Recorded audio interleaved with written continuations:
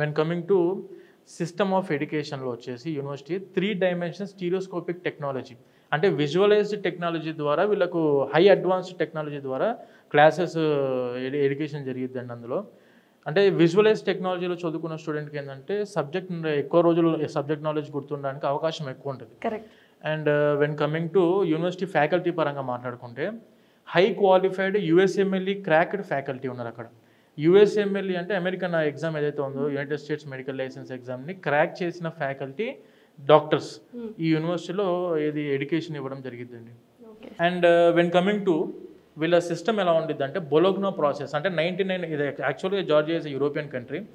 అక్కడ ఏంటంటే ఆ కంట్రీలో మనము యూరోపియన్ యూనియన్లో ఉన్న కంట్రీస్కి స్టూడెంట్ వెళ్ళి ప్రాక్టీస్ చేసుకోవడానికైనా లేకుంటే పీజీకి వెళ్ళడానికైనా కూడాను బొలోగ్నో ప్రాసెస్ అంటే 99% యూరోపియన్ కంట్రీస్ అన్నీ కూడా అక్కడ ఉన్న యూనివర్సిటీస్ ఫాలో అయ్యే సిస్టమ్ బొలోగ్నో ప్రాసెస్. అంటే ఏంటంటే ప్రాబ్లమ్ బేస్డ్ లెర్నింగ్ బ్యాలెన్స్ చేస్తా కేస్ బేస్డ్ లెర్నింగ్ సిస్టమ్ ఉంటుంది అక్కడ.